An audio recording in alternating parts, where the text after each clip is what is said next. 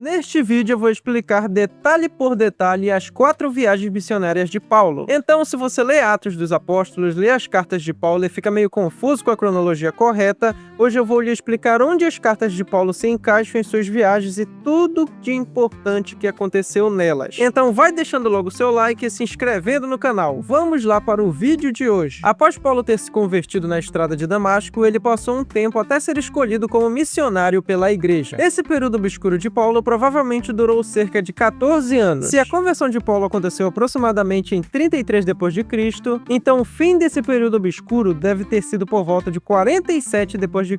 Durante esse período, Paulo foi para a Arábia para receber revelações do Senhor, assim como o profeta Elias. Após retornar da Arábia, Paulo foi para Damasco, onde teve que fugir por um cesto pela muralha, para não ser morto pelos judeus que já sabiam de sua conversão. Depois disso, Paulo foi para Jerusalém se encontrar com os apóstolos de Jesus, que ainda estavam um pouco desconfiados dele, pois ainda duvidavam de sua conversão. Em seguida, Paulo passou aproximadamente 10 anos em Tarso, sua cidade natal, até ser convocado por Barnabé para se tornar um dos líderes e mestres da igreja de Antioquia. Paulo também ajudou no combate à fome entre os irmãos, depois de uma profecia de uma grande fome que viria no reinado do imperador Cláudio. Essa profecia está registrada em Atos dos Apóstolos. Aí termina o seu período obscuro, e Paulo passa a ser um missionário junto com Barnabé após ser escolhido a dedo pelo Espírito Santo em Antioquia. Aí começa a primeira viagem missionária de Paulo. Como você pode ver no mapa, Paulo e Barnabé, junto com o primo de Barnabé, João Marcos, saíram de Antioquia e percorreram várias cidades onde hoje ficam a ilha de Chipre e o sul da Turquia. A primeira viagem missionária de Paulo ocorreu por volta de 47 a 48 d.C. Em Chipre, Paulo confronta um mago chamado Elimas, que tenta impedir que o procônsul Sérgio Paulo ouça a mensagem do evangelho. Nesse confronto, o mago Elimas fica cego e o procônsul aceita a mensagem do evangelho. Depois disso, Paulo vai para a região sul do que hoje conhecemos como Turquia e chega em Antioquia da Pisídia, onde passou vários sábados pregando para os judeus. Porém, no último desses sábados, muitos judeus incrédulos começaram a blasfemar contra Paulo e sua mensagem. Nessa hora, Paulo declara que a partir daquele momento iria pregar aos gentios. Outro acontecimento marcante dessa primeira viagem foi a cura de um paralítico na cidade de Listra. A população da cidade ficou tão admirada com o milagre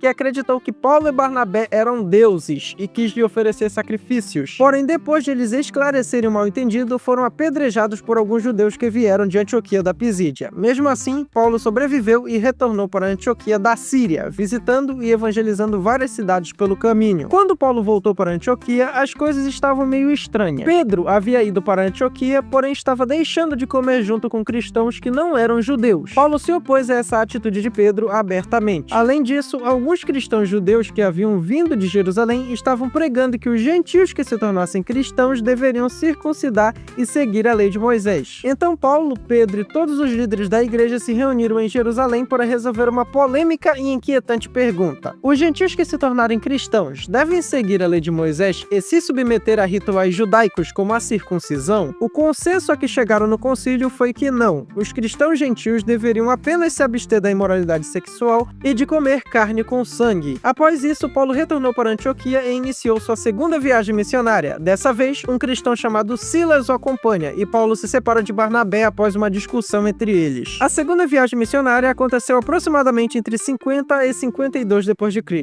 Nessa viagem, Paulo partiu de Antioquia e percorreu as cidades que havia fundado na primeira viagem missionária pela Ásia Menor. Foi também nessa viagem que ganhou mais um companheiro, um jovem chamado Timóteo. Paulo queria ir para o Oriente, porém o Espírito Santo não permitiu. Então Paulo teve uma visão de um homem da Macedônia que ficava no Ocidente, pedindo socorro e clamando por ajuda. Assim Paulo foi para a Macedônia. Na Macedônia, Paulo chegou à cidade de Filipos, onde uma mulher chamada Lídia se converteu ao evangelho. Depois disso, Paulo expulsou um espírito maligno de uma escrava e os donos dela não gostaram disso. Por esse motivo, Paulo e seus companheiros foram denunciados e presos, porém à meia-noite foram libertados por um terremoto milagroso. Depois disso, Paulo foi até a cidade de Tessalônica, onde procurou uma sinagoga e começou a pregar. Durante alguns dias ganhou alguns judeus e muitos gentios cristãos, porém os judeus da cidade ficaram irados com a mensagem de Paulo, causando uma perseguição contra os cristãos. Paulo saiu de Tessalônica às pressas e foi para Bereia, onde os judeus receberam muito bem sua mensagem. Porém, os judeus de Tessalônica seguiram Paulo até Bereia, por isso Paulo saiu da cidade e foi para Atenas. Em Atenas, Paulo foi até o Areópago, onde discursou aos cidadãos atenienses sobre a mensagem do evangelho. Porém, quando falou sobre a ressurreição dos mortos, muitos zombaram dele e Paulo foi embora. Depois, Paulo chegou à cidade de Corinto, onde encontrou Priscila e Áquila. Após ser expulso da sinagoga mais uma vez, formou uma forte igreja na cidade. Foi durante esse período que Paulo escreveu as 2 cartas aos Tessalonicenses, encorajando os irmãos em meio às perseguições que estavam sofrendo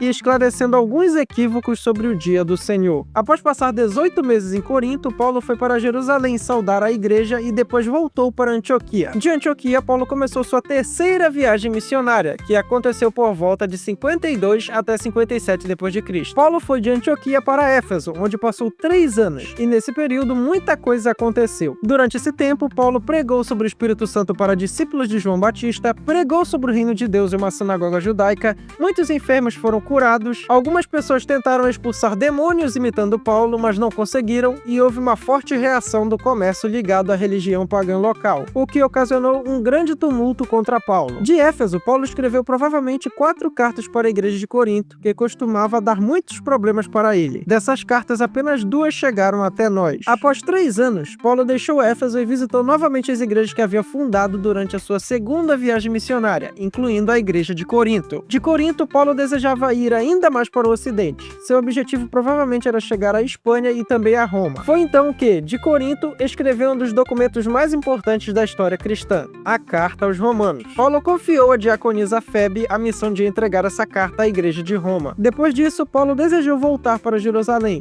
então partiu de Corinto e visitou várias cidades até chegar a Mileto, onde fez uma emocionante despedida dos presbíteros de Éfeso, pois eles temiam que Paulo fosse preso em Jerusalém. Chegando em Jerusalém, Tiago convenceu Paulo a tentar acalmar as desconfianças dos judeus a seu respeito. Como Paulo faria isso? Fazendo um voto e participando de um ritual no templo de Jerusalém. Paulo aceitou, porém o tiro saiu pela culatra. Os judeus entenderam mal sua atitude e causaram um grande tumulto. Paulo foi levado às pressas para Cesareia, onde ficou cerca de 2 anos preso e foi interrogado pelo rei Herodes Agripa e também por Festo, procurador romano. Como Paulo era cidadão romano, tinha o direito de ser julgado pelo próprio imperador, então decidiu usar esse direito e seguir para Roma, o coração do Império Romano. Paulo chegou a Roma por volta de 60 d.C., depois de sofrer um naufrágio durante a viagem. Foi calorosamente recebido pelos cristãos e permaneceu em prisão domiciliar. O período da estadia de Paulo em Roma é bastante obscuro para nós. Foi provavelmente durante esse período que ele escreveu boa parte das cartas que chegaram até nós. Em Roma, Paulo foi preso. Talvez tenha sido libertado e preso novamente. Segundo Clemente e Eusébio de Cesareia, Paulo foi martirizado em Roma durante o reinado de Nero por volta de 64 d.C.